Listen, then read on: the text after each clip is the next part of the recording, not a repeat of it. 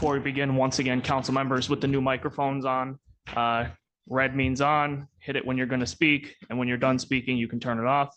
You also don't need to be very close to it. You can just sit naturally. It'll pick you up.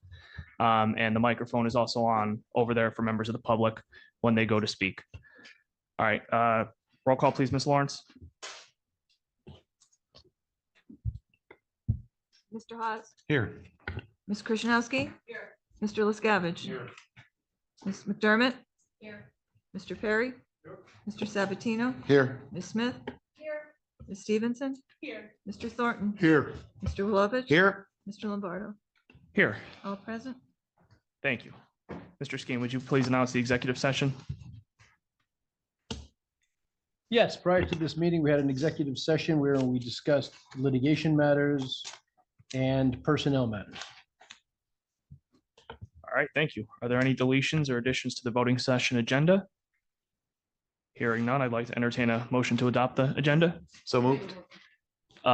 Ms. Krishnowski, Second. second, Mr. Wilovich, all in favor? Opposed? All right, the agenda is adopted. We will now have public comment on voting session agenda items only. I have one slip here. Mr. Griffith? Good evening, council. This is nice with the sound system. Thank you. Thank you, Manager Crocomo. It's wonderful. People can actually hear. Thank you. I wasn't here last week to say that, so I appreciate that. Item number one is on the no ink contract for the council's consideration. As the controller, I was asked by the manager back in, I would imagine it was probably October, to have my staff take a look at the proposals and all the information that was submitted to purchasing for the various poll books for the county. We did an extensive review called various counties throughout the state to check and see if they preferred no ink over ES&S and a couple of the other vendors that bid on that proposal. Overwhelmingly, the response was that they liked no ink better than most. They said the ease of use, the ease of setup, the cost factors, all of those type of things from various counties said that that was the best choice for council to choose for our new poll book situation. We do know the problems that we had with ES&S in the past. Some of the counties had similar problems, but they were all rectified. So I would just strongly suggest the council approve the item number one for the no ink system. I think it'd be a great addition for the county. It'll make it more efficient. It'll make it certainly easier for the registered voters to come in when they vote. So if you would consider that, I'd appreciate that. Their proposal was the best of all of the other three. And item number 7, as I addressed council last week, that you voted on the division head for operational services. I don't think you could pick a better person for the job who's been currently working there in the interim. I've seen some of the work jumping around, trying to clear up some of the problems that we've had in operations over the years. The contracts, mostly contract stuff that just willy-nilly was handled in operations. That's been an ongoing task for the interim operations services director. It's a monumental task in the past couple of months that she's taken on. And I see savings already there from the revamping of getting certain engineers moved around and to do project managing. I think it's a welcome addition to the county and certainly somebody who we should entertain putting in that position. So strongly consider the appointment of Jen Pecora for that position. That's all I have. Thank you, Mr. Chair. Thank you, Mr. Griffith. Anybody else in the audience for public comment? No? Anybody on the Zoom?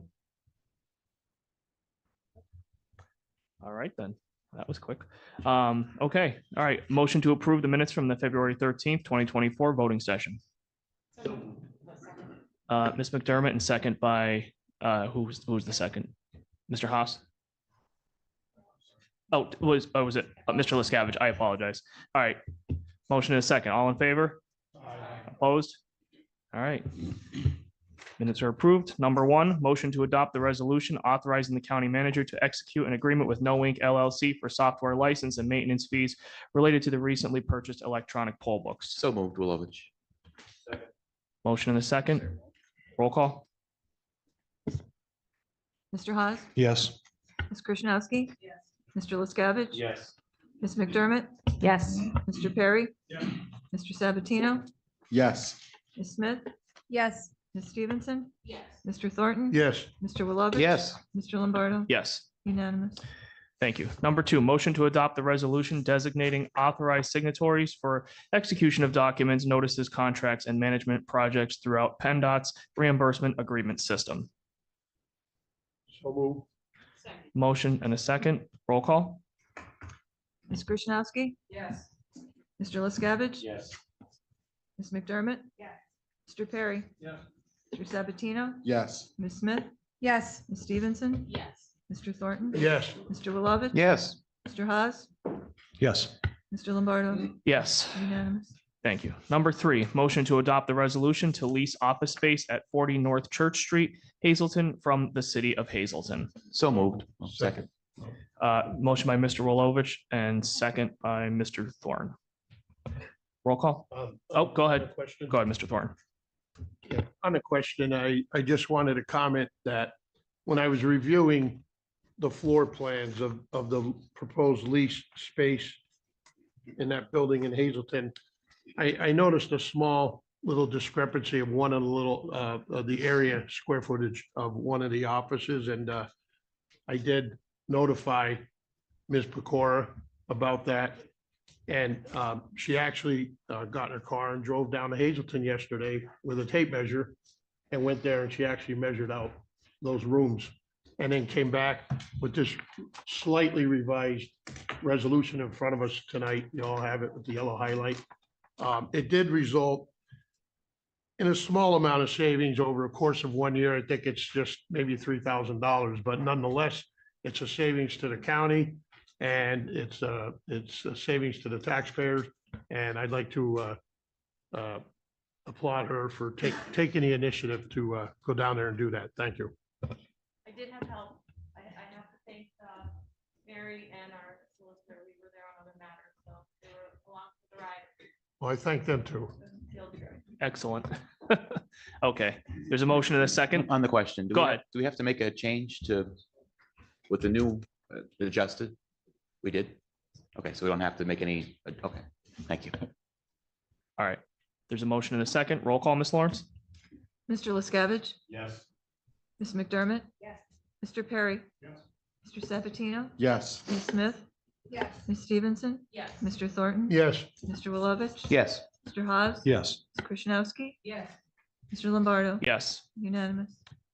Number four, motion to adopt the resolution approving a modification to American Rescue Plan Act funds awarded project, the City of Hazelton, ARPA.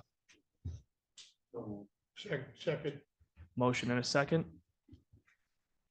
Roll, go ahead, Mr. Haas. On the question, Mr. Chair. So I had, I emailed out a question on, and to the whole council too, about what's, so that's a change order essential here. It says here the resolution we're voting on, it's requesting to modify the project scope. And so I just want to know what, we're switching gears here, and I just like to know, where did the money come to fix that portion of the project that had been done, and under what circumstances? The engineer from the city of Hazelton is here. Okay, very good.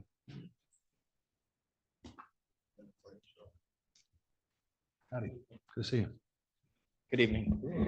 So to answer your You can just questions. identify yourself. Oh, I sorry. apologize. My name is Rock Stahovic. I'm with Okay. Barry Iset and Associates, and we're representing City of Hazelton with this project. Thank you.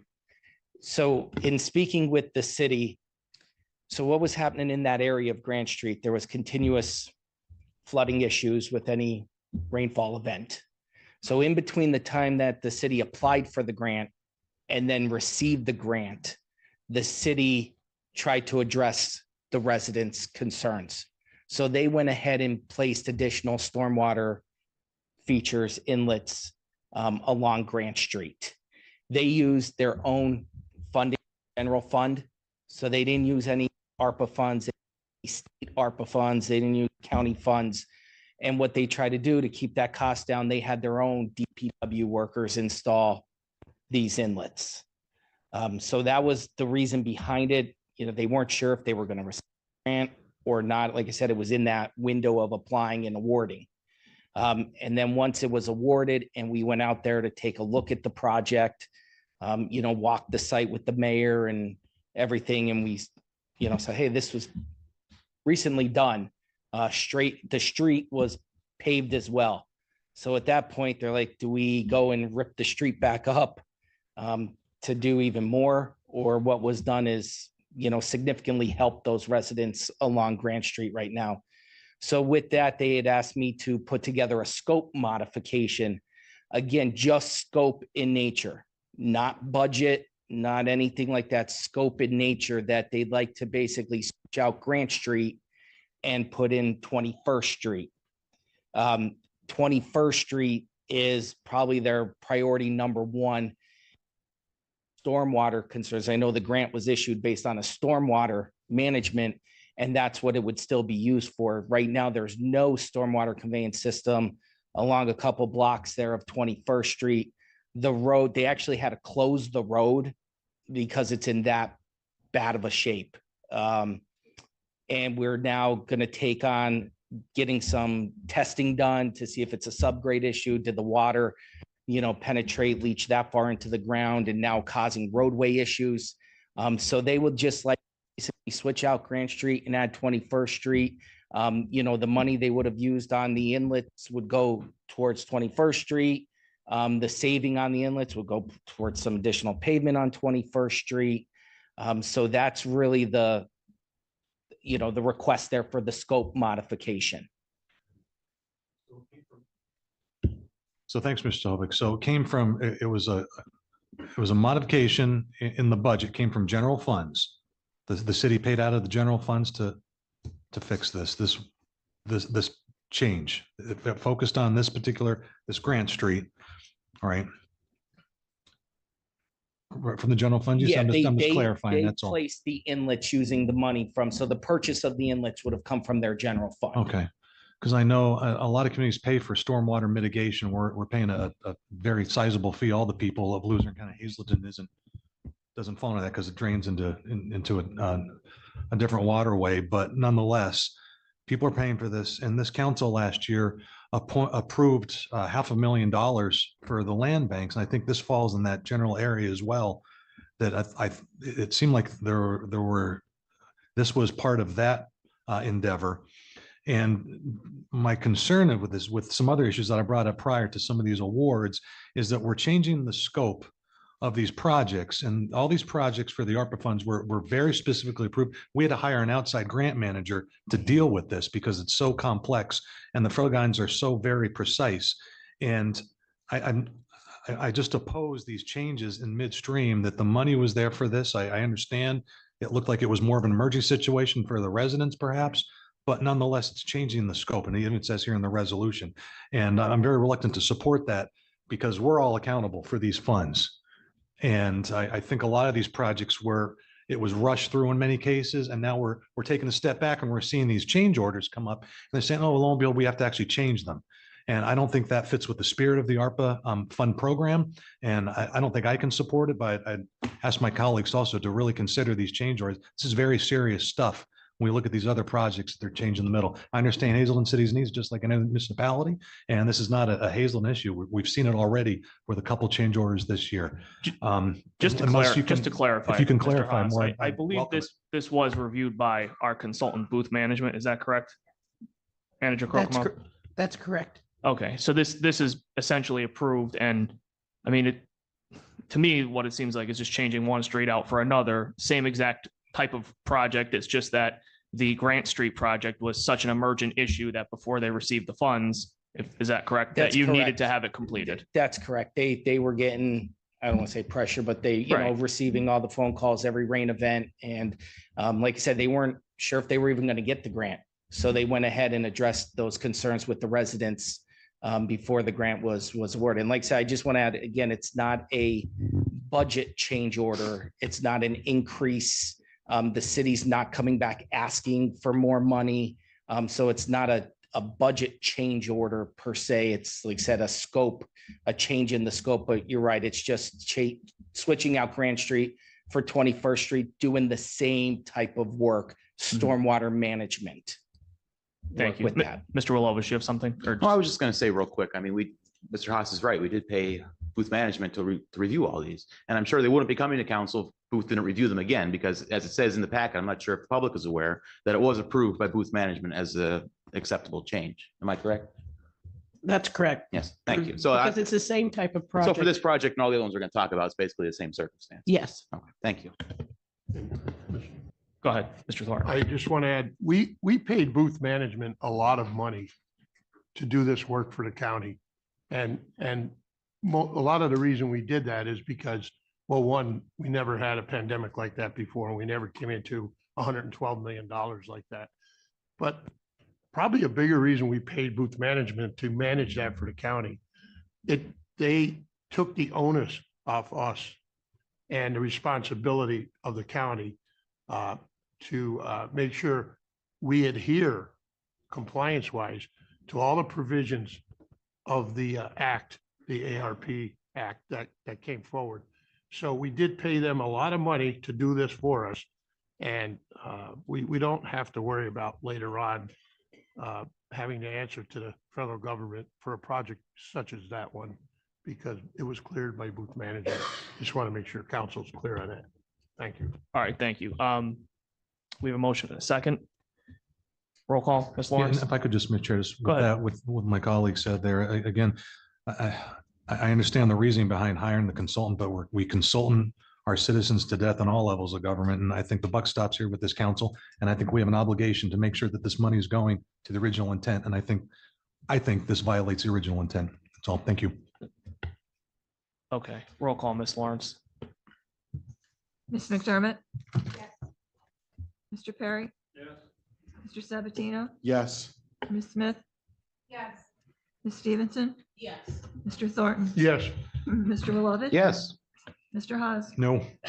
Ms. Krasinowski? Yes. Mr. LaScavitch? Yes. Mr. Lombardo? Yes. 10 yes, 1 no. Number 5, motion to adopt the resolution approving a modification to American Rescue Plan Act funds awarded project for the Willow Foundation. Second. Motion and a second on the question. Once Mr. again, Haas? Mr. Chair, Go yeah, ahead. and again, as I emailed council and the manager, Mr. Chair, just concerned about this one as well. I couldn't discern in the paperwork, council gave $500,000 to this endeavor, and it's for wage increases. I understand the economy and the very low wages it's paid there. However, I don't know where the difference is coming from. I looked through the paperwork. If we could have some clarifying information about that, I'd appreciate it. I believe that there is a representative of Willow online. The representative from the Willow Foundation, can you please identify yourself on the Zoom? Is it Sarah Holoski? Yes. Okay. Go ahead, Ms. Holoski. Are you able to hear me? Yes. Okay. So what happened is on our original budget, I'm hearing, I'm not sure if you are. We can hear you. Okay, so the original budget had a total for our personnel, and what they had requested, what Booth Management had requested was a breakdown. So we had 3 health and wellness workers totaled for what their total personnel cost was going to be, and they wanted it broken out into what the cost would be hourly per each individual per hour, with fringe, without fringe, and then the total with the fringe included instead of the total amount. And what we did was we broke it down, and I believe that's what you can see on your end in the new proposal. We aren't making any modifications to anyone's wages. It was literally just a breakdown into what the wages were per person, as opposed to grouping those individuals.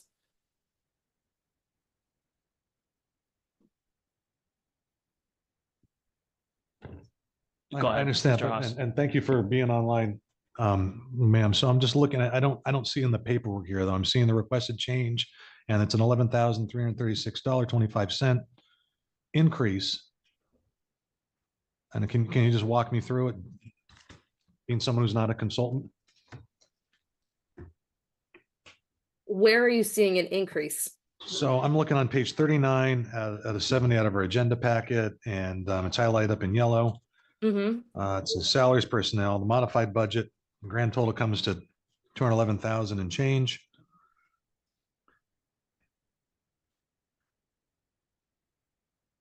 I don't know what else to, Yeah, no, I mean, honestly, But- we walked through it with Booth and that's what they had requested of us was instead of doing it as one total for the health and wellness workers was breaking it out into the three individuals and that's how we got to what we got to. I don't know if when it changed from the including the fringe and breaking the fringe out and having to put the fringe then in the change mark. Which the fringe would be the benefits that are provided. Mr. Wilovich, go ahead. Mr. Haas, I believe they're just breaking down the fringe benefits. If you notice, there's a decrease of 63.9. I believe they're just breaking it down into which positions it's assigned with. I think that's all they're doing is allocating the fringe benefits to where they belong. To each specific personnel category. Ms. McDermott, did you have a Well, I question or was just going to comment? say, on page Go ahead. 38, it says the change does not affect the original award amount of 500,000. The original allocation is their budget line item for salary / personnel was 425,945 and $63,891.75 for the fringe. The new allocation includes in salary / personnel, the total amount including fringe benefits for $489,836.75. So this modification breaks the budget down into additional line items for clarification on costs. So just for the fringe rather than just the salary. Right, so the word increase, Mr. Haas, when you're using it, is kind of a misnomer, just as the word change of scope in the last resolution also, I believe, was a little bit of a misnomer as well. So do you have any other questions for Ms. Holoski or the manager? yeah, so Ms. Lasky, this emanated from the booth management wanted a further breakdown. Am I hearing you correctly on that? That They is just wanted- correct. All right. Well, thank you, everybody. Thanks for clearing that up. Sure. Mr. Chair. Any other questions? All right, there's a motion in a second. Roll call, Ms. Lawrence. Mr. Perry? Mr. Sabatino? yes. Ms. Smith? Yes. Ms. Stevenson? Yes. Mr. Thornton? Yes. Mr. Wilovich? Yes. Mr. Hawes? Yes. Ms. Krasinowski? Yes. Mr. LaScavitch? Yes. Ms. McDermott? Yes. Mr. Lombardo? Yes. Unanimous. Number 6, motion to adopt the resolution approving a modification to an American Rescue Plan Act funds awarded project Ecumenical Enterprises Incorporated. So move. Motion in a second. Any questions? Go I have a ahead. question. Ms. McDermott, go ahead. So just to clarify this one, they are giving the money back because they are not able to do the Right. project.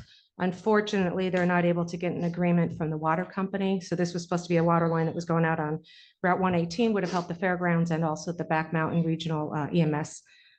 So unfortunately, they couldn't get the contract with the water company. So this is, the wording in the resolution, it essentially should say that it's returning the funds, and that is what it's doing. Okay, any other questions? Mr. Yeah, Haas? and could you walk me through that again? I wasn't here last year. So these funds come back to the disposal of council, basically? Yes. Okay.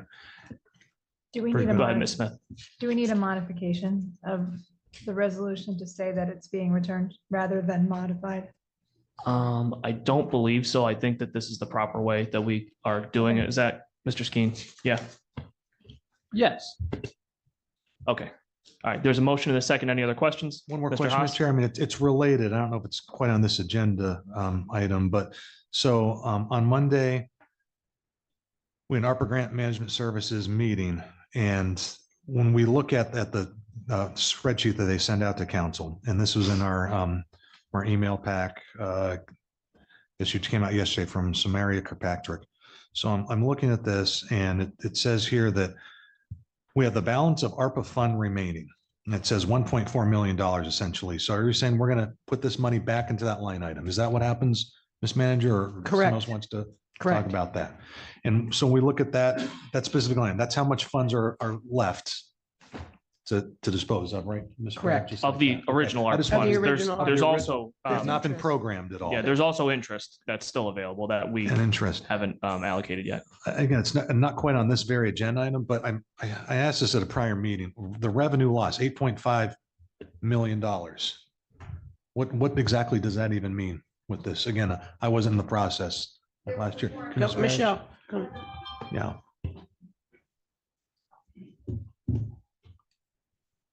When the funds were first awarded, there was a whole formula provided by the US Treasury. And I don't know what those calculations are off the top of my head, but you could either do the revenue loss or you could take a one-time payment of 10 million.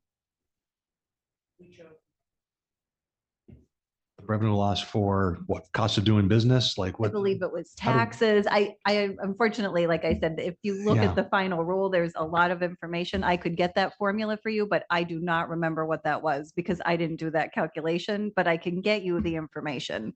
The revenue loss has a less stringent requirements Correct. than the requirements for the remaining ARPA funds. So the county chose to use revenue loss and And that we could use as Sure. if it was our own money. Money. Everything else is tied to the regulations. for example, Hazelton's doing stormwater. Stormwater was always one of the areas that was covered by ARPA, right? But under revenue loss, the county can use that money. Right, as if it was whatever the our county, own. whatever council decides. Thanks, Ms. Barrich. Thank you. Any other questions? All right, there's a motion and a second. Roll call, Ms. Lawrence? Mr. Sabatino? Yes. Ms. Smith? Yes. Ms. Stevenson? Yes. Mr. Thornton? Yes. Mr. Wilovich? Yes. Mr. Haas? Yes. Ms. Krishnowski? Yes. Mr. LaScavitch? Yes. Ms. McDermott? Yes. Mr. Perry? Yeah. Mr. Lombardo? Yes. Unanimous. Number 7, motion to adopt the resolution confirming the appointment of the Division Head of Operational Services. And that will be at the salary of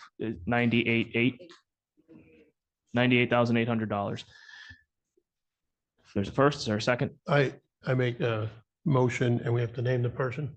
Yeah, she's already named, Ms. Pecora in the Or in the I move resolution. that we appoint Ms. Pecora to the position at that salary. Okay, there was an original motion. Is that a second then, Oh, Mr. Thornton? mine could be a second or a first, whatever. It you would be want. a sec, it would be a Okay. second. Yeah, All right. okay. All right, motion and a second. Roll call, unless there's any questions. All right, roll call, Ms. Lawrence. Ms. Smith? Yes. Mr. Thornton? Yes. Mr. Wilovich? Yes. Mr. Haas? Yes. Ms. Krishnowski? Yes. Mr. LaScavitch? Yes. Ms. McDermott? Yes. Mr. Perry? Mr. Sabatino? Yes. Mr. Lombardo? Yes. Unanimous. Number 8, motion to adopt the resolution. Congratulations, by the way, Ms. Pecora.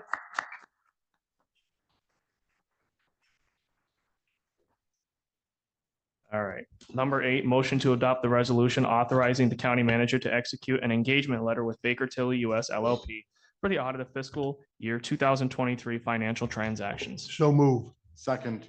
All right, motion by Mr. Thornton, second by Mr. Sabatino. Roll call. And could I just, brief statement? Go ahead, Mr. Thornton. There's several of us here that are on the county audit committee.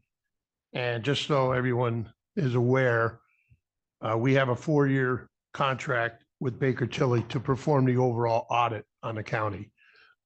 We are in the 4th and final year right now, 2024. And that's what this is all about. Thank you. All right, thank you. Roll call, Ms. Lawrence? Ms. Stevenson? Yes. Mr. Thornton? Yes. Mr. Wilovich? Yes. Mr. Haas?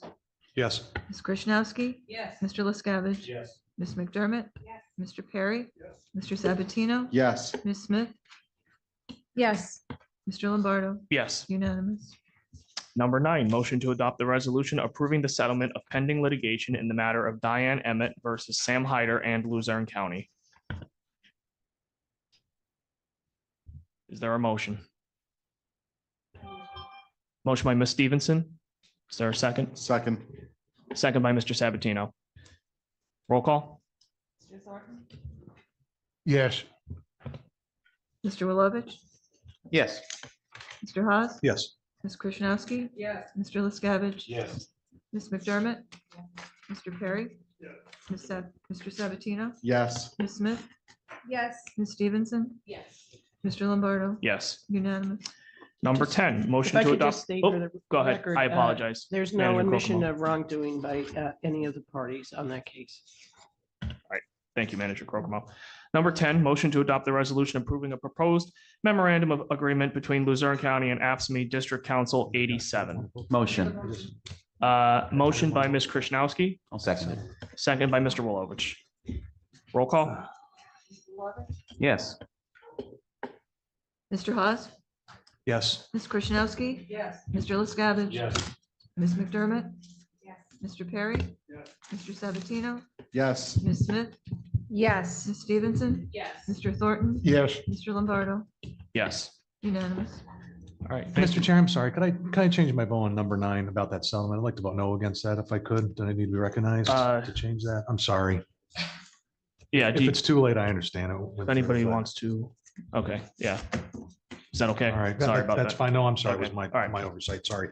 No worries. Okay, we'll now have public comment on non-agenda items. Council members, just make sure your mics are off if they're next to each other. Thank you. I have, I have Mr. Griffith. You'll wait? Okay, go ahead. Mr. Grantede. Joe Grantede, Plains. Our election board is broken. It no longer strives for fairness, trouble-free, ethical elections. It has become a vehicle that is driven and steered by the direction that the election board head directs it, whether it's right, wrong, legal, or illegal. I was at the meeting Wednesday night, and we all want fair elections, trouble-free elections. Can we agree on that? This week, Alyssa Facero brought up some information from a bipartisan investigation into last year's Dropbox results. And the results showed several incidents of fraud. At last week's board meeting, 3 of the 5 people on the election board had the chance to do the right thing for the county voters, but chose not to make that choice. They voted to continue the fraud by keeping drop boxes as they were. They voted for fraud. So as the people they answer to, I'd like you to know what you all are going to do about this injustice that will increase voter disenfranchisement, which I know you all want to eliminate. I believe that our election board is broken because the person that is at the head of the election board is impartial, or is partial to one side and will not make the right decisions. And you're the people that control what's going on in the election board. Someone here does. You shake your head no, but they voted for fraud. 230 ballots were counted in the ballot box, and the video showed 30 people dropping them off. It can't get any worse than that. If you want people to have confidence in our election, you'll make a decision. Alyssa Facero is the only one that follows the law and is ethical, and she should be at the head of the election board. Thank you. Go ahead, Mr. Thornton. Thank you, Mr. Chairman. I agree 100% with the comments just made, except for the one comment at the end that said, we here in the front of this room have some kind of control or power over the election board. We have zero control over the election board unless and until one of those seats expires and we have to reappoint someone to that board. That's it, period. As a lot of you know, 2 years ago, I fought very hard to get rid of drop boxes. We introduced 2 separate amendments to the charter, which failed here for various reasons, legal or otherwise. But I think drop boxes are just a source of great fraud. And as I stated in the past, there is no state law in the Commonwealth of Pennsylvania authorizing the use of drop boxes. The concept was introduced during COVID, probably was a good idea when COVID was spreading very rapidly through society. But after that, it was challenged the next year at the state level. And it went to the state Supreme Court, which is largely partisan to one side. And they offered an opinion of the court to say, if the counties want to use them, they could. If they don't have to. But there is no state law. There was an opinion of the court, and the legislature of Pennsylvania never authorized or passed a law authorizing the use of drop boxes. So I agree with the gentleman's comments, except for the last one, that we can't do anything about the leadership on that board or any member on that board for that matter, unless and until their term expires. Thank you. Thank you, Mr. Thornton. Anybody else for public Mr. Haas? Just motion to adjourn. Oh, there might be, I just want to make sure there's not more public comment. I apologize. No problem. Yeah. Anyway, anybody else for public comment in the audience? How about on the Zoom? All right, we have one. Audrey S. Go ahead, Audrey. Hi, good evening.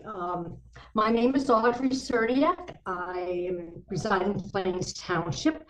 I do want to state that I disagree with the point that the Board of Elections is out of control and is broken.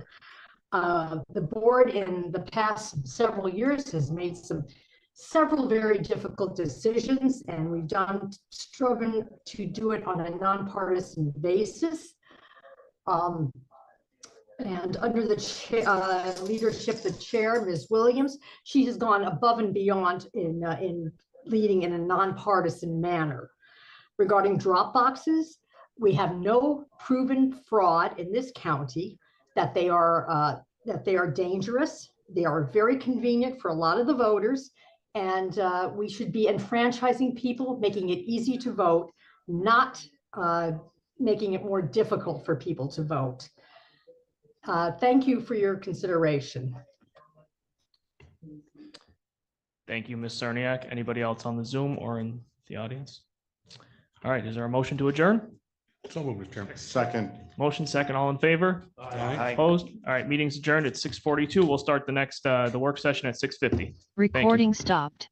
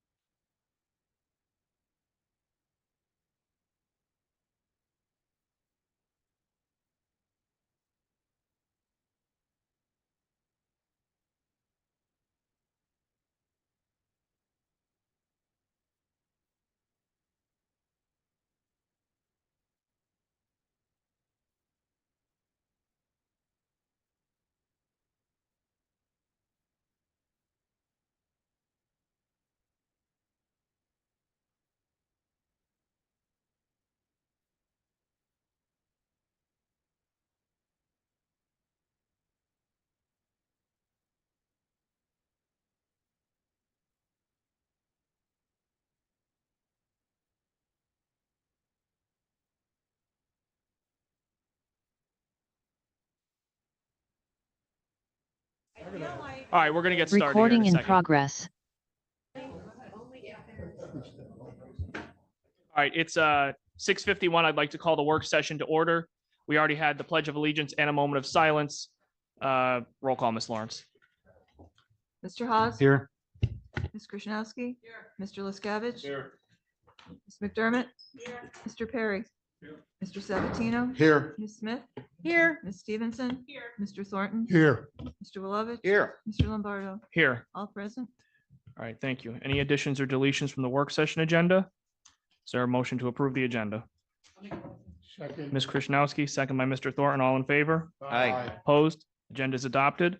Number one on the agenda, we have the State of the County Report. Manager Crocomo. Ramilda, I think the microphone might not be on. Yeah, we might have to turn it back on. There's a button on the top. Hold it in for a second.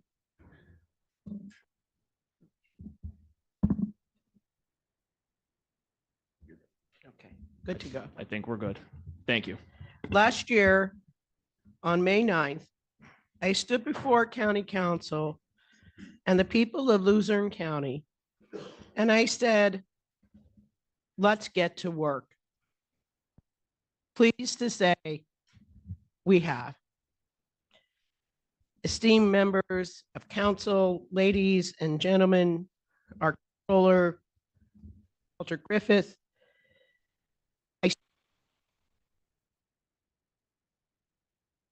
update on the state of Luzerne County, highlighting our collective efforts and achievements in advancing the well-being of our residents, prosperity of our region. First and foremost, I am proud to announce the successful completion and ongoing progress of various projects aimed at enhancing our infrastructure, improving public amenities, and fostering economic development. These projects, which we will review today, not only symbolize our commitment, our collective commitment to progress, but also demonstrate our dedication to creating a thriving and sustainable community for generations to come. In line with the vision for a more efficient, effective government, we have undertaken significant initiatives to streamline county operations by optimizing processes, eliminating redundancies, and embracing innovative technologies. We are enhancing the delivery of essential services while maximizing cost savings for the benefit of our taxpayers. Speaking of cost savings, I'm pleased to report that our diligent efforts have yielded positive results in fiscal responsibility. Through prudent financial management and strategic budgeting, we have been able to identify opportunities for savings without the quality of services provided to our constituents. Right now, collectively, we earn $500,000 in interest income per month countywide. Our general fund interest has increased to approximately $30 per month. In a few months, we've been able to change the interest that we receive on our bank accounts in our general fund, and we are now recouping an extra $30,000. And we just started. Furthermore, our commitment to increasing services to meet the diverse needs of our community and our county remains unwavering. Whether it's public safety or social services, we are dedicated to expanding and improving the services that directly impact the lives of our residents. In our pursuit of sustainable growth and development, we recognize the importance of exploring alternative revenue sources to support our initiatives and investments. By diversifying our revenue, streams and seeking innovative funding opportunities, we aim to secure the financial stability necessary to fuel progress and innovation in Luzerne County. Right now, I'm going to go through each different division. And given that it's very difficult for me to talk, I am going to just highlight some of the reports of achievements and challenges that were sent to me by our division heads. I'll start with the Division of Administrative Services and our GS mapping. I am very, very proud of our GS mapping. We have one of the best GIS mapping departments in the state of Pennsylvania. They were awarded a role and successfully collaborated as the providers of cartographic services for the Lackawanna Luzerne Metropolitan Planning Organization's 2024 bundle of plans, and they are assisting in a similar fashion for our upcoming long-range transportation study. They've also assisted planning with the update of the hazard mitigation plan. Our Convention and Visitors Bureau. We've had record-breaking crowds at Rock in the River in 2023. And in July, we will be featuring Rock in the Mountain, a music series in Hazleton. We've successfully opened the Visit Luzerne County store. And we can't forget the successful Luzerne County Ice Cream Trail and the one that's really near and dear to my heart, the Pizza Trail. In the Office of Community Development, over $6.98 million was expended under the Community Development Block Grant for infrastructure projects for various municipalities, which includes roads, sewers, fire facilities, demolition, and ADA improvements. That's $698 million. The Office of Community Development also has a mortgage foreclosure diversionary program, which assisted 34 households facing foreclosure so that they could remain in their homes. What is equally impressive is that the overall program, our program success rate is 63%, which is almost 3 times the state average. And as of December 31st, 2023, the Emergency Rental Assistance Program has expended over $42.4 million. That was allocated to Luzerne County to provide rental and utility assistance to 12,822 households in need. Our purchasing department has instituted an Amazon Pay by invoice, which makes purchasing smoother. Our IT department has hosted a server backup and recovery solution. If you remember a few years back, we were hacked and we had a virus and we had significant impact on the county, but we're prepared to prevent that type of situation from happening again.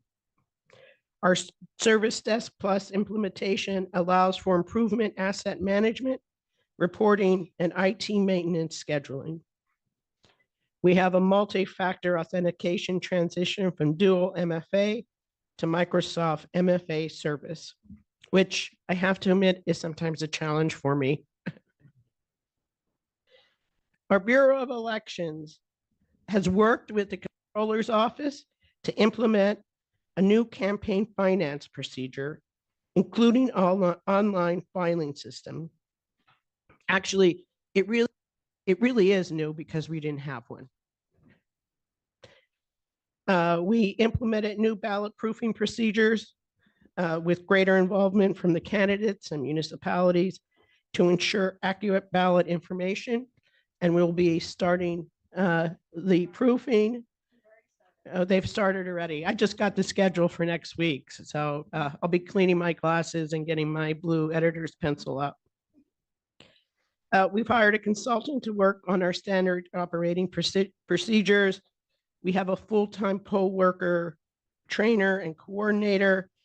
And we've added numerous upgrades to the security at the voting machine warehouse. Our human resources is part of the integral part of the New World conversion. I'll be talking about that in various departments. It is a big undertaking. We had 3 separate payroll and time management systems, which required bridges. We had Kronos that required a bridge to New World, that required a bridge to ADP. We're tearing down those bridges, and we will be converting to New World, and HR is an integral part of that. We have the Kronos punch transition, which will continue on when we have New World. We've had trainings, unemployment training, and on FMLA training. We're going to continue to train our managers and our division heads. We have some challenges. GIS has challenges to continue upgrades. We have to change our legacy software. Our Convention and Visitors Bureau, Alan Stout, always advocates for his staff and would like to have a wage increase beyond the 2.5%. The Office of Community Development has to meet the needs of funding request with a decrease in funding. Our purchasing department, we are in the process of updating the purchasing manual. We'll be working with the Division of Budget and Finance, the Controller's Office, and the Office of Law. We've already started on that to make our purchasing more efficient and effective. Our Bureau of Elections, we are right now preparing for a record number voter turnout. And that, my friends, is what we have to concentrate on right now. Human Resources will continue to have supervising training and management training, not just for new management and new division heads, but ongoing training. I asked the divisions and the departments to give an expectations of council. And the one that seems to be the theme is open and ongoing communication. And everyone knows here that that's what I believe in, and that's the only way that it works. The Division of Budget and Financial Services, we've had 2024 property tax bills were mailed out on February 16th. And we completed the payroll system integration to New World. And I'd like to thank Mary Roselle and her team for spearheading that, along with the county controller. We have our audit updates. The county soft close was February 16th, and the audit committee is meeting, met on February 20th, and information is being gathered to upload to Baker Tilly, and audit work has begun.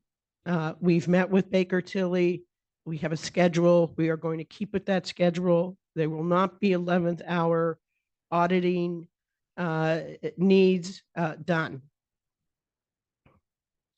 And council will receive audit updates on a regular basis.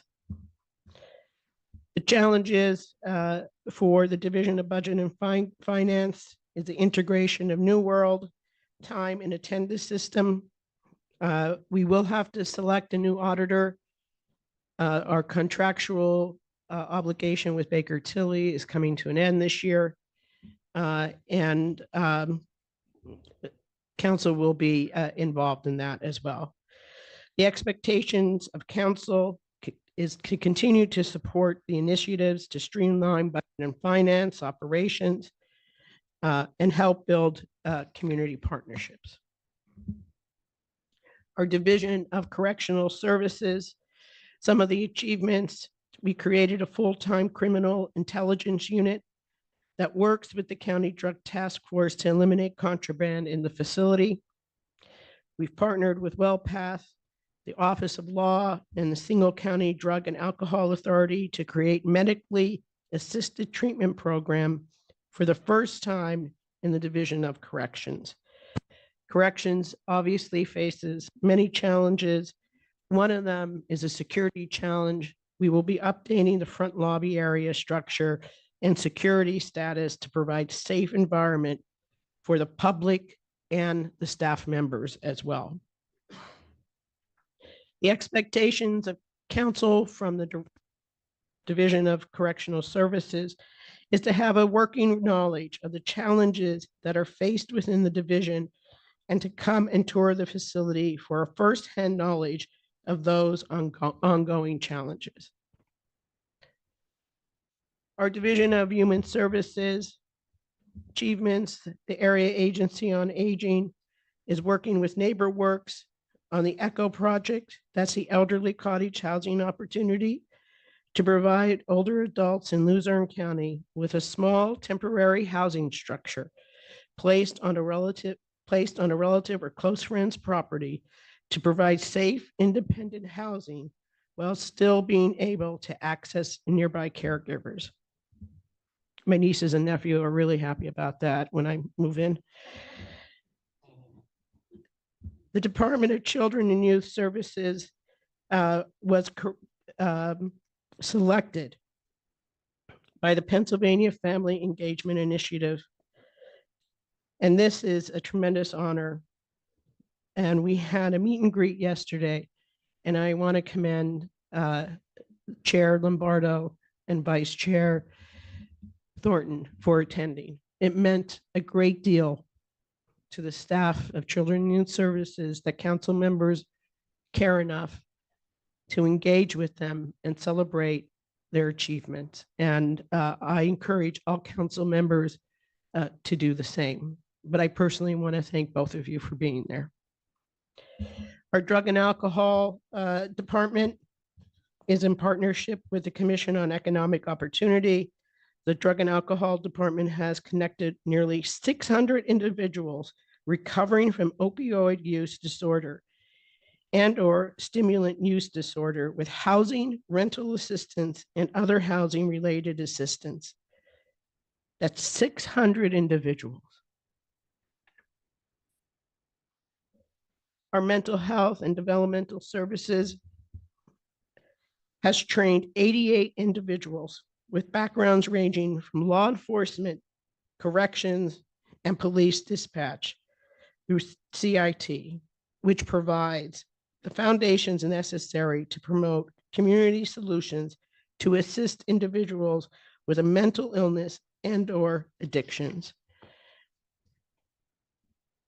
Our Veterans Affairs Office has obtained benefits for veterans during fiscal year 2022 to 2023 of $2 million, over $2 million. And that again is the same figure for fiscal year 23 to 24. Our Division of Human Services has challenges. Staffing is always a challenge. They're very difficult jobs. And recruitment and retention continue to be an issue for the division and our contracted service providers. One of them is that we have to individuals through the civil service, which sometimes can produce less qualified applicants and takes months to complete. Drug and alcohol, the challenges in that department consists of recovery housing. And our mental health and developmental services challenges are crisis services. The need for mental health crisis services is at an all-time high, yet at a provider level, they are facing decreased access in the community. The expectations of council to celebrate our successes and the wonderful work our staff performs on a daily basis. Unfortunately, the media focuses on the negative stories much more than on the great work that our staff does on a daily basis. Our Division of Judicial Services and Records, some of the achievements in the coroner's office is implemented a fee schedule to recoup costs for profit institutions requiring coroner's office services that should not be necessary. The Recorder of Deeds transitioned from microfilming deeds records to approved PDF format for archival storage. I'm old enough to remember that I did my college research on microfilm, and I still get dizzy thinking about it. For the prothonotary and the clerks of courts, we've updated equipment to allow both case management systems to be on all team members' computers.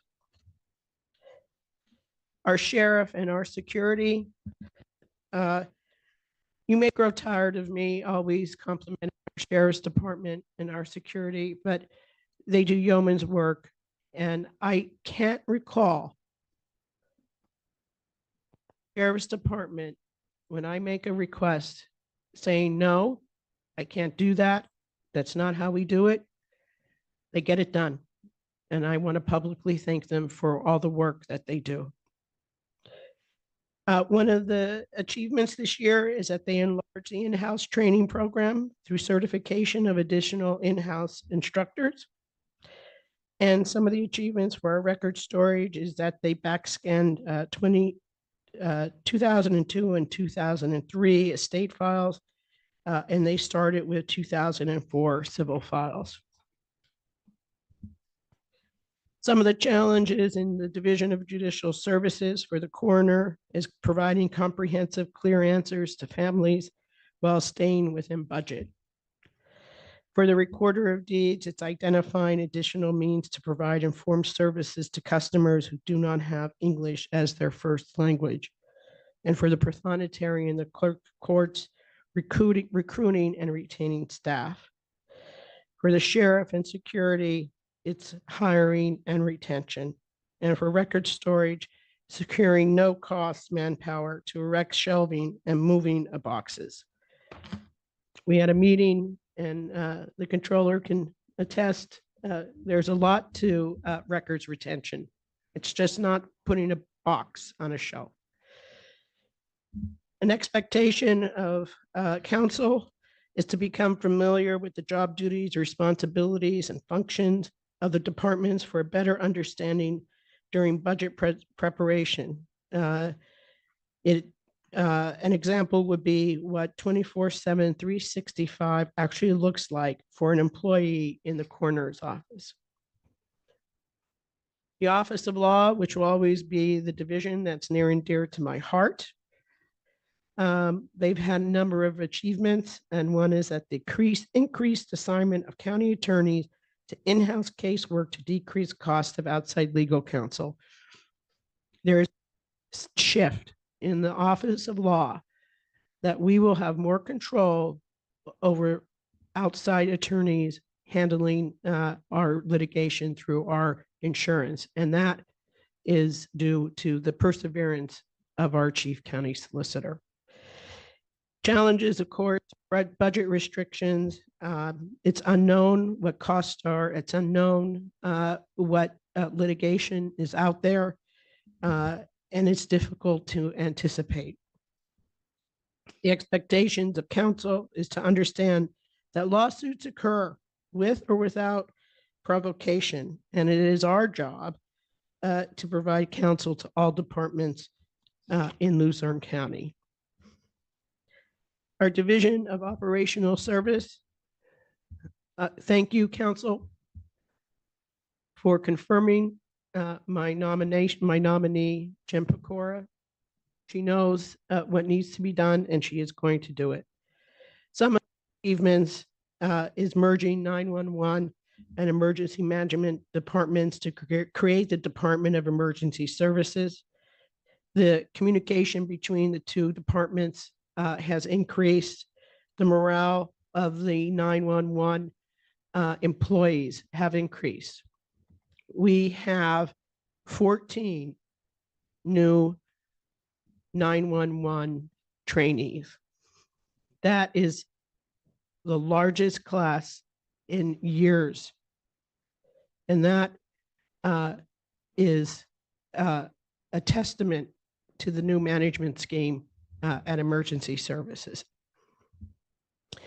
Building and Grounds has made proficient progress with the recycling building. We will be doing the walkthrough shortly. I call it the Air Force Building. We have to come up with a name for this building that's near our airport. We call it the 44th Building, but it actually is in Wyoming. But we'll be able to have council there shortly. And you'll be able to see just this wonderful new facility that we are constructing.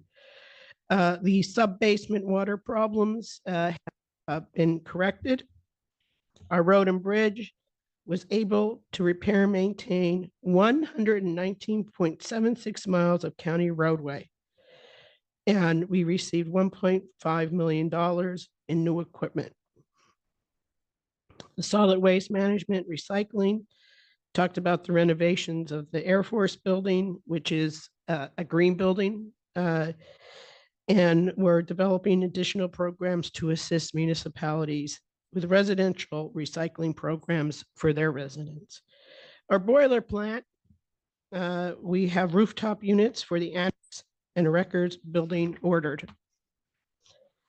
Our planning and zoning has recently helped PennDOT secure $19 million in federal raise grant award in principle for Princeton Bridge replacement project. And planning and zoning has published a 3 public outreach non-discrimination transportation plan.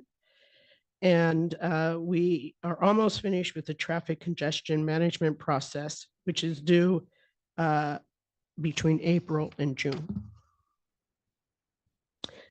Our Department of Emergency Services is some challenges, a building internal organizational structure that promotes growth of the unified departments while maintaining individual needs. Our building and grounds, some of the challenges ensuring that all projects get done in a timely manner. Solid waste management is to work with municipal recycling programs and expand their recycling education efforts, in addition to exploring possibilities for enhancing and expanding their programs to continue. Planning and zoning, one of the challenges is the forthcoming hazard mitigation plan, which will require the director's focus and is due in September of 2025. Some of the expectations of council is to work with the division and listen to the requests, maintaining our current lines of communication and support, and to get a better understanding of what each agency does, and take part in employee appreciation days and other events hosted by the Department of Emergency Services. Vice Chair Thornton can attest to the employee appreciation days and how fun that they are. And the food's really good. Planning and zoning, they need to update the county land use ordinance and fee schedules, and we'll be working on that. The Office of Public Defender, we've added 3 attorneys to the office. we're hiring an investigator who is bilingual. And we have a public defender who is not just overseeing the office, but has a full caseload in front of Judge Lupus. Some challenges for the public defender's office is to continue to reach out and find additional attorneys to fill our staff vacancies.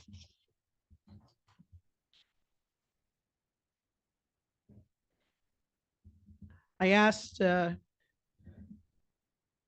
the controller to offer his input to the county, the state of the county, because he's an integral part of the county. And these are his words. The county manager was appointed on May 25th, 2023, and immediately reported to the county controller's office and informed my office that there is a need for cooperation and collaboration with the controller's office as the independent voice of the people, and to help the executive branch identify and help provide information to the county manager regarding immediate and critical issues that must be addressed by the manager. This has prompted an excellent working relationship between the manager and the people of Luzerne County, because the controller is elected and responsible to represent the people as an independent watchdog. You can look at me and tell that I don't walk or run much. I take the elevator, not the stairs. But walking down that hallway to the controller's office was one of the best things that I ever did. And I want to public him for his support, his input. There's still a lot that we have to do, but we're going to do it.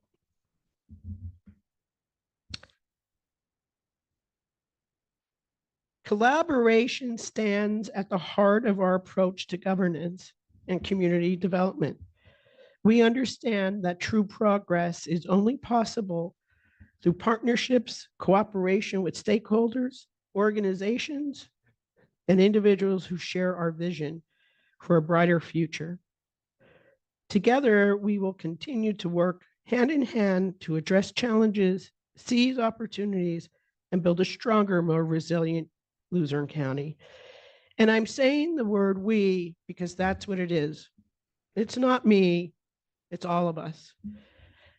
Some of the highlights that didn't make the cut, I want to just address briefly. We've had county administration has had several discussions with the Pennsylvania Department of Community and Economic Development over the past several months. And there is currently an open request for proposals for a strategic management planning program and a 5-year financial plan. The last 5-year financial plan for Luzerne County was prepared in 2010. With this and the working with DCED, we'll be able to develop a strategic plan for Luzerne County. We've also are working with the U.S. Department of Energy for Energy Efficiency and Conservation Block Grant. We were allocated $287,000, and applications are due in late April. And we intend to seek funds for technical assistance that will be used to access support from experts to identify what needs exist within Luzerne County government and prioritize those needs. The other form of collaboration, which I'm very proud of, is the collaboration between planning and zoning operations. And that has to do to the creation of a roadway management platform that can be easily accessed and updated as we work to collect new comprehensive records on the county inventory.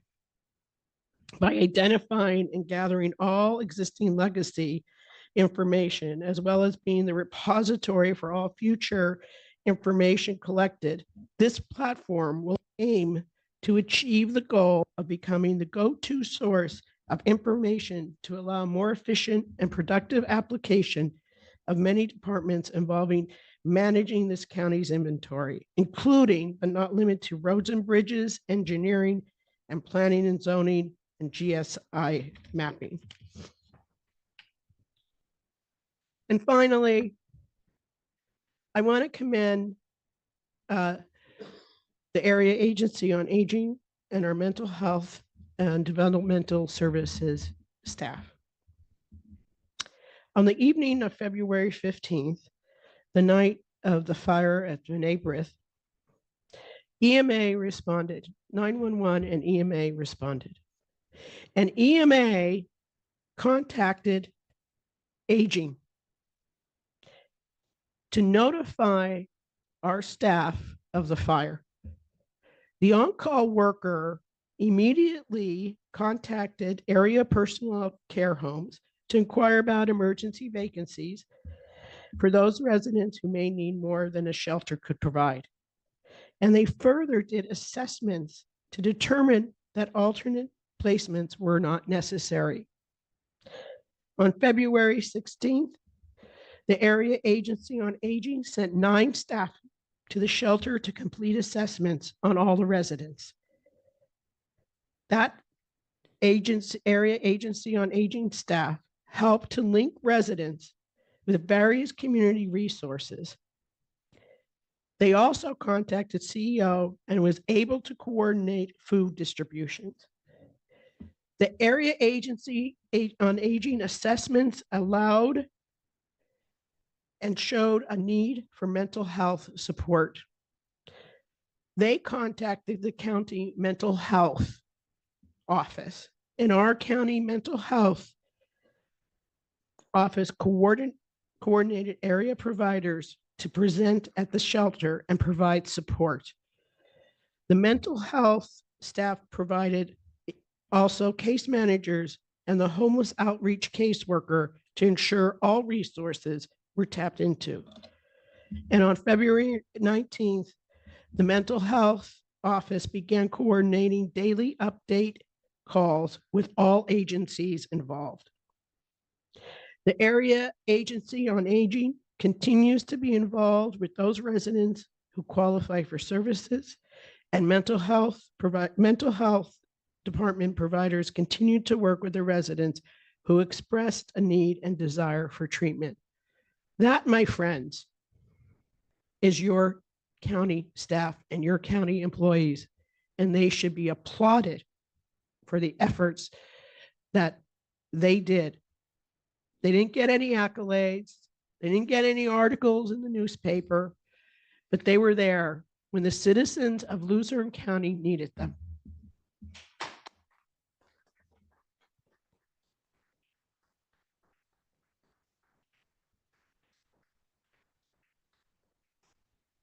In conclusion, clap at that. I am inspired by the collective spirit and dedication of our staff towards realizing a brighter tomorrow. As we move forward, let us remain steadfast in our commitment to projects, efficient government, cost savings, increased services, alternative revenue sources, and collaboration. Because together we will shape a future that reflects the values and aspiration of all of Luzerne County. So thank you. And may our journey towards progress be marked by unity, resilience, and prosperity.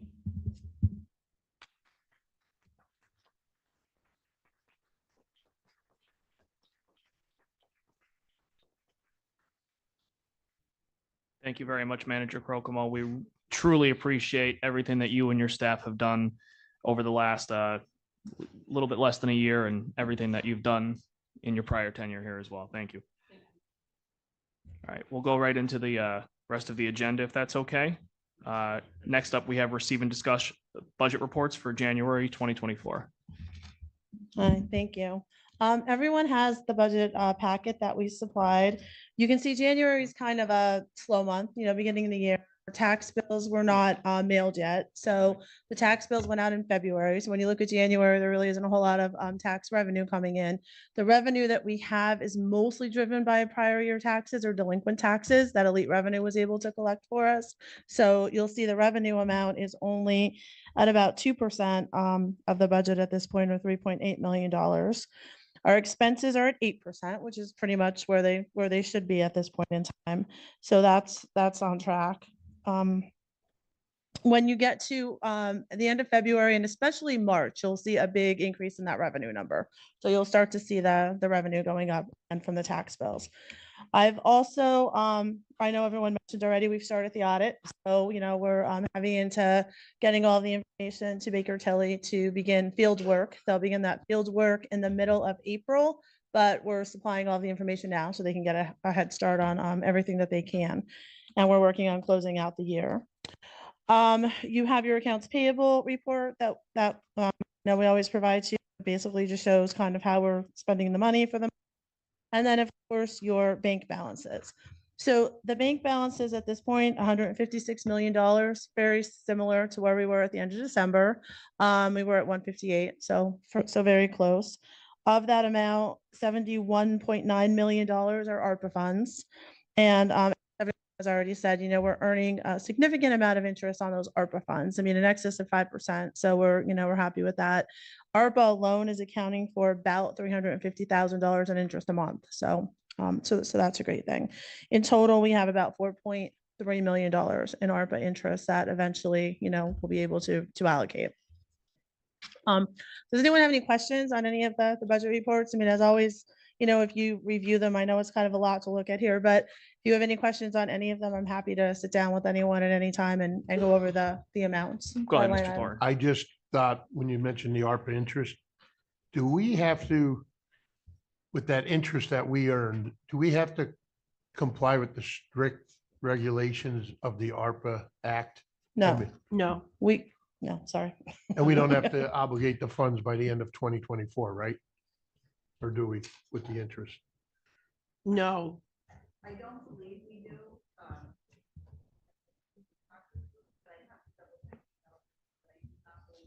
Okay, thank you. Any other Yeah. questions? Thank you Thank very you. much. All right, next up, we'll have discussion regarding resolution approving the sale of certain parcels of property held in repository by Elite Revenue LLC, acting as the Luzerne County Tax Claim Bureau. Who do we have speaking on this? There usually is someone from Elite, but I don't know if they're here tonight. But if there are any questions, you can forward them to me and I will get them to Elite Revenue. That's why everybody got a flash drive too. So Oh, if right, you thank take you. that, you could review that at your own time. And that has all the individual parcels and what is it, pictures and things like that, It just should like have it has maps and before? maps and everything so that you could see where it's located. Okay. And All right. in case you have to review, I know Kevin likes to drive by them sometimes. All right. No, If I could, Mr. Chair. Yeah. This is always, I'm seeing we have the same bidders bidding on multiple properties. So, I mean, I know the standard course is to make sure they don't have any of the delinquencies out there. If we could just make sure that that's the case, that's my big concern as always. That's, But we're still doing that. yeah, and working in tandem with the municipalities, I'm guessing, manager. Okay. Thank you, Mr. Chair. all right, thank you very much. Next up, we'll have discussion regarding the resolution authorizing the county manager to execute an agreement with Top Business Solutions for print management services.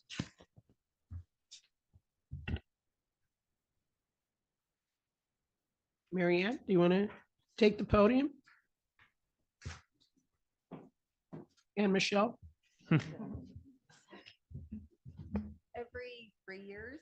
Yes, every 3 years, we have a contract for print management with with Top Copy. And the contract is due this year. And it's a little over $100,000 for we put the bid out for 24 and 25. If we want to continue on with them, we will need the contract signed with Top. And I called a couple places to get quotes today on how much it would be to come in. And one of the places told me $190 some for the color copier and $150 an hour for the black and white copiers. Toner cartridges for most of the floor models range from over $112 to $254. So I think we really should keep the contract with Top Copy for the next 2 years. And as machines get older, the parts are harder to find and it costs more to fix these machines. All right, any questions? How many copies do we print in a year about? Does anybody have an idea? That I have no idea. I'm not sure if it was on the exhibit that we attached to the agenda submittal, but it No, it lists, is. that agenda submittal listed all of the machines that we have. So the print management contract includes the copies, the repairs, the toners. That's, So it's a that's a flat lot. fee for all of those machines. And I could attest just in my business, printers are always a problem. Always a problem. Any Thank other, you. any other questions? Go ahead, Ms. Smith. Seems like a very small thing, but can build up into a much larger thing. Do we recycle our toner, our cartridges? Yes, usually there's a container down in the lobby. I know there's one downstairs in the supply room for toner cartridge recycling. And do we turn them in for the fee? No, I think usually they're, WB Mason will take them if they come, but they don't usually, we don't have a fee for toner recycling. There are places like Staples, for example, that if you take a large toner cartridge to them, they'll give you a fee back for it. Okay, That well, we should usually maybe ours, look they just into. come and they take them and that's just to get rid of them for us. We can certainly look at that. But That would probably have to go through the recycling. it's enough for director me in to want there. to do it myself. So for Yeah, a we whole could- county, it might make a difference. And we might be able to look into that and go through with the recycling coordinator and coordinate that. Just an idea. Okay. Mr. Liscavige?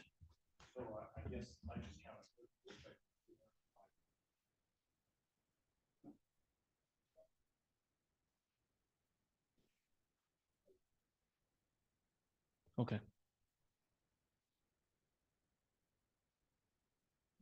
Oh, your mic wasn't on, Mr. Liscavige. That's okay, though. You have any more comments? Okay.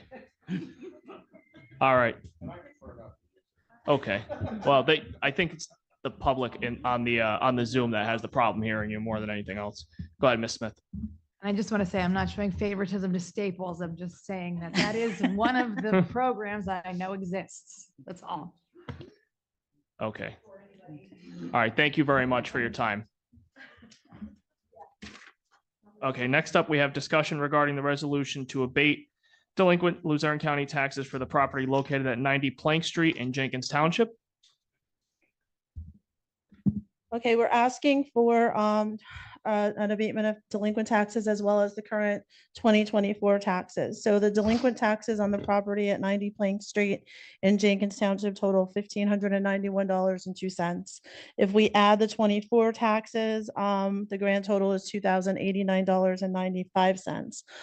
It's a property where there's no sewer hookup. I know that I have two gentlemen here with me. I have Attorney Mekadon as well as Ron Giza, who is the township code officer. So they're here to answer any specific questions that you may have about the property itself. Do you have any questions? Anybody have any questions? Ms. McDermott, Ms. McDermott first, then Mr. Thorne. Just a little more information on the property, and I apologize because I didn't read through this whole thing. Who owns it? Right now, the individual that owns it, there's a copy of the tax bill. It's Charles Fenner, Jones, and Catherine. But the township, Jenkins Township will take ownership. And, oh, you're taking it over. Okay, all right, yes. That's all. The tax abatement is so that the municipality can take over it, I believe demolish the property, and then will it go to the land bank or something to that effect? Yeah, so far, and good evening, ladies and gentlemen. So far at this point, we've gotten the Pittston Area School District to abate the taxes, and as obviously Jenkins Township has abated it as well.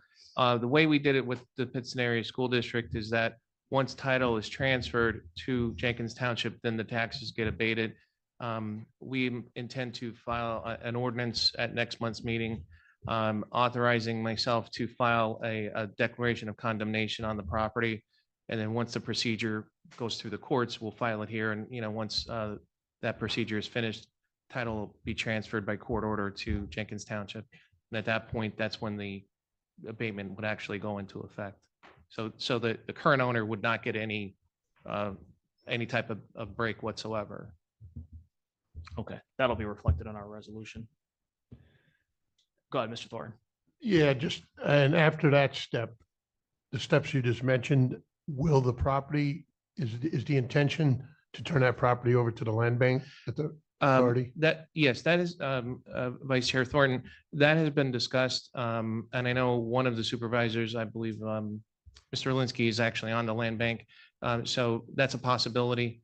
I know that the property right now is just about to fall down, but even if someone was going to try to repair it, they couldn't, because there's no sewer hookup. There was an illegal borehole hookup there, which we were unaware of. And they'd either have to dig up the state road and connect to Pittston City, or run I forget how far Ron told me, but it's a couple hundred feet, I think, a sewer if they want to connect in Jenkins. So it's really, and then they would need an easement on top of that, which they're not going to get from the next door neighbor. So Right. yeah, so it probably going forward, once they knock it down, they'll look into possibly turning into the land bank. Yeah, I served on the land bank authority with Mr. Linsky years back, and since over the years, they've done wonderful work with the properties they've acquired, and either remodel them or demolish them and remove a lot of blight from the community. Thank you. Yeah, thank you, ladies and gentlemen. Any other questions? Mr. Haas? Good to see you, Mr. McAdon. So again, we're just going to demolish that. There's no future plans for the site, just to raise the building. It's an Well- eyesore, or what does land bank tend to do with it? Just to remand it back, or is there Yeah, well, any interest in that?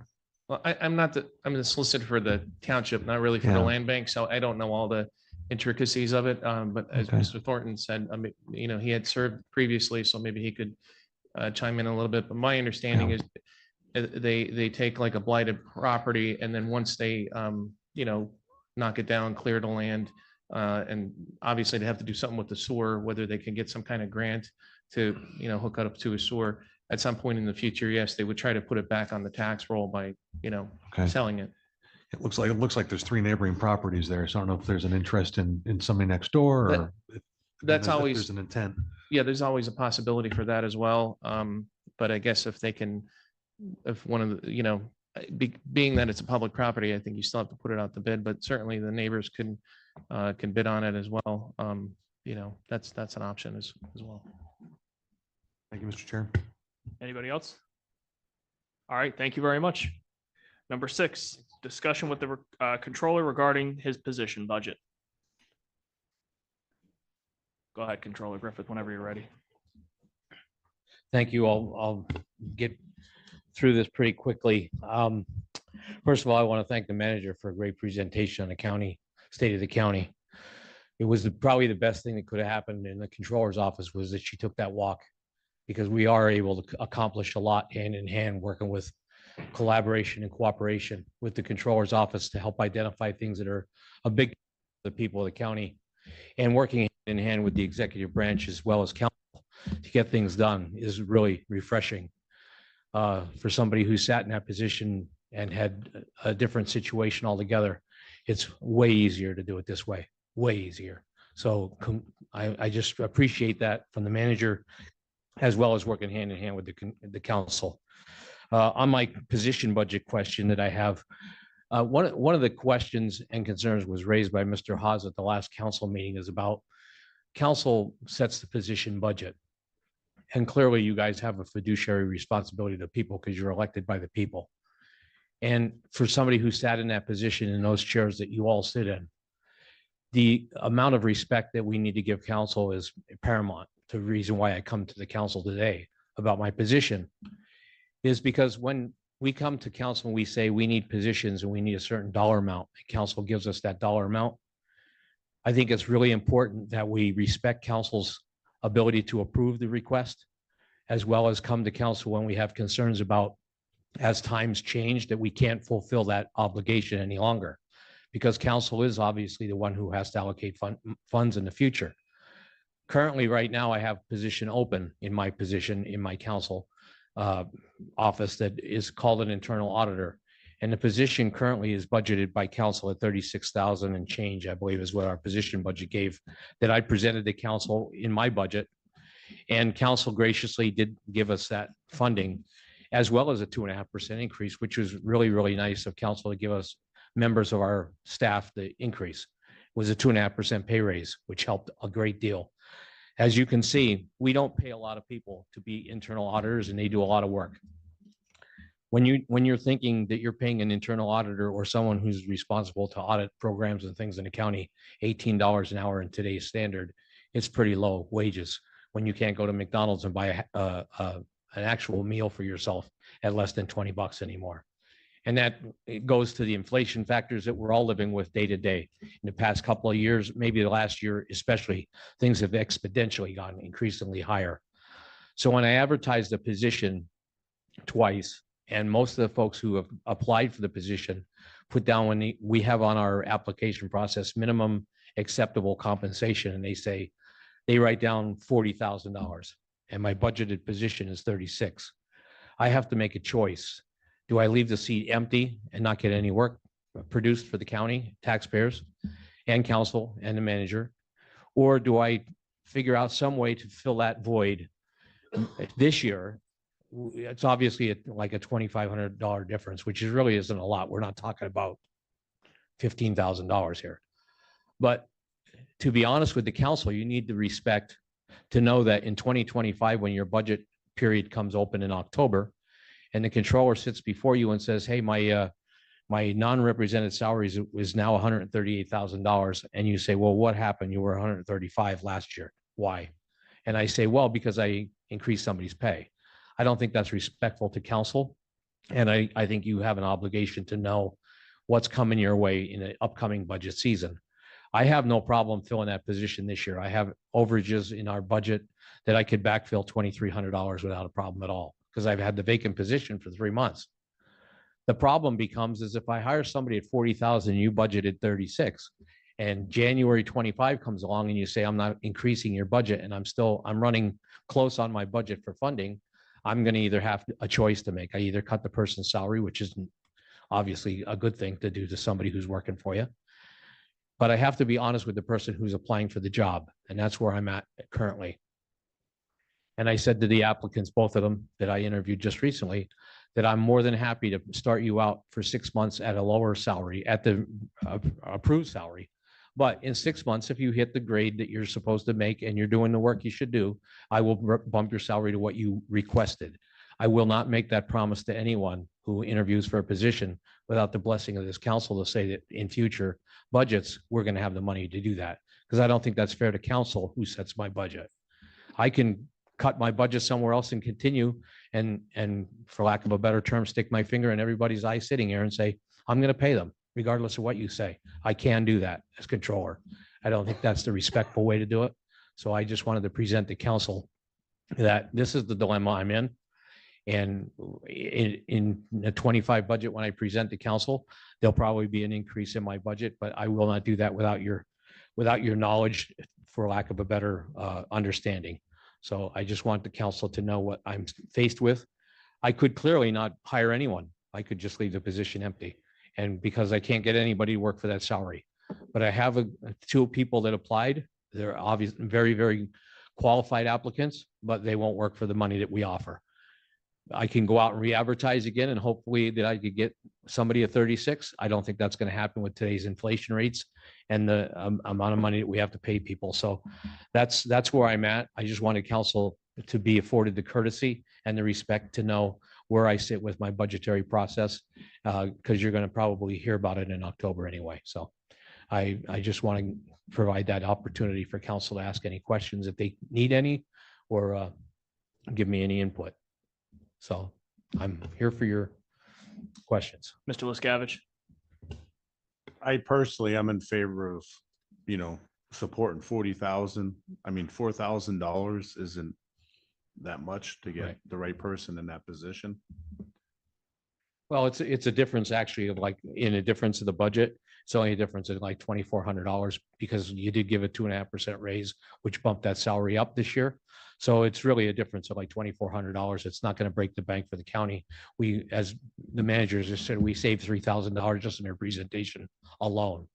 But again, it's about respect for this council. And it's about your ability to know what's going on financially. So you can make informed decisions when it's budget time for you. But I appreciate that. It's like a $2,400 bump in the salary that will happen next year. This year won't affect this year's budget. It'll only happen in 25 when I present in 25. Anybody else? All right, thank you Okay, very much, very good. Controller Griffin. Thank you so for much for being your time. transparent as well. You're welcome. We really appreciate that. Absolutely, no problem. All right, now move into public comment. Is there anybody for public comment? Mr. Griffith, you do have a. No, I'm done. Okay, all right, okay, just making sure. Anybody else? Go ahead, Ms. Morgan.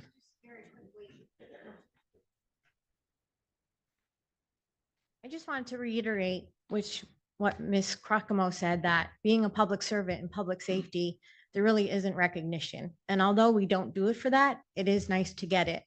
So I would like to publicly thank EMA and 911, not just for what they did for the fire and for the residents of Luzerne County, but what they do on a daily basis. I would also like to quickly recognize our wonderful partner, the American Red Cross, that opened a shelter at GAR High School. And as we learned in Hurricane Katrina, a lot of people died because they wouldn't let their pets. We actually have a Luzerne County CART team, which is a county animal response team, that the residents that had to go to the shelter were able to bring their pets, and they supplied all the food, all the cages, all of the care for the pets. So I just want, a lot of times we don't know what we have in this county, the resources that we have and the partnerships that we have. So I do thank Ms. Crocamo for giving the praise to my staff, and I could not be prouder or more thankful that I'm their interim director right now. So thank you for letting me speak. Thank you very much, Ms. Morgan. Anybody else for public comment? Anybody on the Zoom? Mr. McCabe. Good evening. I'd like to talk about the election board meeting last week. That was talked about it, but the bipartisan audit of the Dropbox surveillance footage. That's a pretty damning revelation. I mean, if the foot traffic doesn't match the ballots submitted, and if the sheriff's chain of custody documentation is missing, there should be an expanded audit of the video footage. I mean, if there's a bipartisan audit and there's smoke coming from that audit, there should be an expanded audit. I don't know if that has to go to the district attorney, but we can't just turn a blind eye to that. That's a bipartisan audit. That's all I have to say. Thank you, Mr. McCabe. Anybody else for public comment? Is there a motion to adjourn? Motion? Second. Second. All in favor? Aye. Opposed? Meeting is adjourned. Thank you very much.